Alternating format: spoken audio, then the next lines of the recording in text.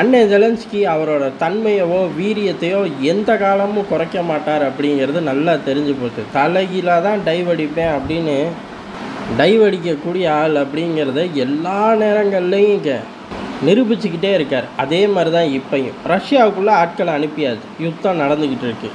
அது ரொம்ப தீவிரமாக நடக்குது அப்படின்னே வச்சுக்குவோம். ஆனால் அதனால மைலேஜ் இருக்கா பிரயோஜனம் இருக்கான்னெலாம் தாண்டி பேச்சுவார்த்தையில் எங்கள் கை ஓங்கும்னாரு. பேச்சுவார்த்தையில் உக்ரைனோட எல்லா நிலப்பரப்பை விட்டு ரஷ்யா விலகணும், ரஷ்யாவோட நிலப்பரப்பை விட்டு உக்ரைன் விலகும் அப்படின்னு தான் நாங்கள் பேசவே ஆரம்பிக்கிறோம். இது எப்படிப்பட்ட ஒரு சூழ்நிலையை உருவாக்கிட்டேன் பார்த்தியா அப்படின்னு சொன்னார். ஆனால் இப்போ நடக்கிறது என்ன அப்படிங்கிறதா, அதாவது ஒழுங்காக பேச்சுவார்த்தைக்கு நான் பண்ணி வைக்க தயார், நீ பண்ணி வைக்க தயார் அப்படின்னு ஒவ்வொரு நாடும் சொன்னிச்சு. இன்னும் சொல்லப்போனால் பேச்சுவார்த்தைக்கு உட்கார்றதுக்கு இடமெல்லாம் கொடுத்தார்கள். என்ன ஒன்று, 2 பேரும் வந்திருக்கானாங்கிற அந்த அட்டண்டன்ஸ் மட்டும் எடுக்க மாட்டாங்க. ஒருத்தன் வருவான், இன்னொருத்தன் வரமாட்டான் அப்படிங்கிற மாதிரி தான் எல்லா நாடும் பேச்சுவார்த்தைக்கு ஏற்பாடே பண்ணும். பேச்சுவார்த்தைக்கு இடம் கொடுப்பார்கள், அவர்களும் உட்காந்து பேசுவார்கள். எல்லா காமெடியும் நடந்துச்சு. இப்போ அந்த பேச்சுவார்த்தைக்கு இடம் கொடுக்கறதே சிக்கலாகி போச்சு. காரணம் என்ன அப்படின்னா, இப்படி சூழ்நிலை நடக்கும்போது கத்தாரில் பேச்சுவார்த்தை ஆரம்பிக்குது அப்படின்னார்கள். என்னடா துருக்கி இருக்கின்னு சொல்லுவீங்கன்னு பார்த்தா கத்தார் வரையும் ஓடி போயிட்டீங்களே அப்படின்னு கேட்டால், கத்தாரில் உக்ரைனோட குழு போய் வந்துருச்சு, ரீச் ஆயிடுச்சு, அந்த இடத்துல தான் இருக்குது. ரஷ்ய குழுவும் மிக விரைவில் வந்துடும் அப்படின்னார்கள். அதுக்கு முன்னாடியே அந்த குழு போகிறதுக்கு முன்னாடியே இந்தந்த பாயிண்ட் எடுத்து தான் ரஷ்யா ஓடி வருது பேச்சுவார்த்தைக்கு அப்படின்னு சொல்லி அமெரிக்க ஏஜென்சிகள் பிரேக் பண்ணார்கள். நல்ல பல மணி நேரம் இந்த படத்தை ஓட்டினார்கள். அதுக்கப்புறம் ரஷ்யா களத்துக்குள்ளே வந்துருச்சு. நேரடியாகவோ மறைமுகமாகவோ எந்த ஒரு பேச்சுவார்த்தையும் கிடையாதுடா உக்ரைன் கூட. நாங்கள் அன்றைக்கி சொன்னதான், உக்ரைனுக்கு ஆயுதங்கள் சப்ளை பண்ணுறதை நிறுத்து, உக்ரைன் இராணுவம் ஆயுதத்தை கீழே போட்டால் பேச்சுவார்த்தையில் உட்கார தயார்னு சொன்னது தான். இப்போ அதெல்லாம் மாறிப்போச்சு. எங்கள் நிலப்பரப்புக்குள்ளே ஊடுருவி மக்களை தாக்கிக்கிட்டு இருக்கக்கூடிய நபர்கள்கிட்ட நாங்கள் பேச்சுவார்த்தை பண்ணணும்னு எந்த தேவையும் இல்லை. அந்த இடத்துல எங்களுக்கு எந்த சேதாரமும் கிடையாது. அந்த நிலப்பரப்பு ஹோல்டு எடுக்க முடியாமல் இங்கே எந்த ஒரு தடுமாற்றமும் இல்லை. அப்படி இருக்கும்போது இவனுங்களை தூக்கி வெளியில் வீசுறத யோசிப்போம்மா, இவனுங்களை உள்ளுக்குள்ளே வச்சுக்கிட்டு உங்கள் கூட வந்து பேச்சுவார்த்தை நடத்துவோமா அப்படிங்கிறத ரொம்ப தெளிவாக உடைச்சிட்டார்கள். நேரடியாகவும் இல்லை, மறைமுகமாகவும் இல்லை.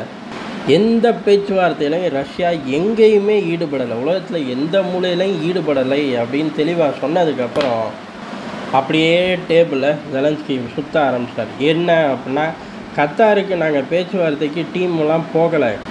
காரணம், மத்திய கிழக்குலேருந்து வளைகுடா வரையுமே பெரும் பதட்டத்தில் இருக்குப்பா.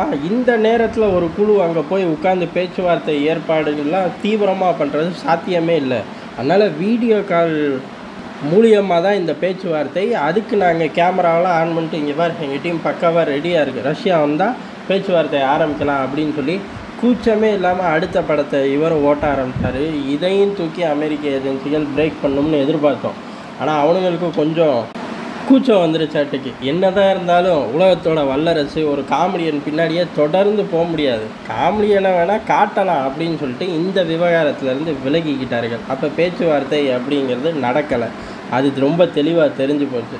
சரி, உள்ளுக்குள்ளே போன ஆட்களோட நிலைமை என்ன அப்படிங்கிறதா. உள்ளுக்குள்ளே போன ஆட்களோட நிலைமை ரொம்ப கஷ்டம்தான், யார் திரும்பி வரப்போகிறதில்ல. சரி, மேற்கொண்ட ஆட்களை உள்ளே அனுப்ப முடியுமா? ஏன் அப்படின்னா பேச்சுவார்த்தை வரையும் போயாச்சு, அப்புறம் என்ன, ஹோல்டு எடுக்கிறது உறுதி. அப்போ வீரர்களை தொடர்ந்து அனுப்பிக்கிட்டே இருக்க வேண்டியது தானே. எப்படி பக்முத் தான் இறுதி மூச்சு அப்படின்னு சொல்லி ஜெலன்ஸ்கி எல்லாரையும் கொண்டு போய் குழிக்குள்ளே, அதாவது உக்ரைன் இராணுவத்தை குழிக்குள்ளே தள்ளி விட்டாரோ, அதே மாதிரி ரஷ்ய நிலப்பரப்புக்குள்ளேயும் அனுப்புவாரா அப்படின்னு கேட்டால் அமெரிக்க ஏஜென்சிகளே தெளிவாக சொல்கிறது ஒன்றே ஒன்று தான், அனுப்புறதுக்கு ஜெலன்ஸ்கி தயார் தான். ஆனால் வீரர்களும் இல்லை, ஆயுதங்களும் இல்லை அப்படிங்கிறதான். இல்லை, ஆயுதங்கள் இல்லை அப்படின்னு சொல்கிற இடத்துல அமெரிக்கா விலகிக்கிட்டு பிராந்திய வல்லரசு ஜெர்மனிலாம் இன்னும் சொன்னதை கொடுக்கவே இல்லை தெரியுமா.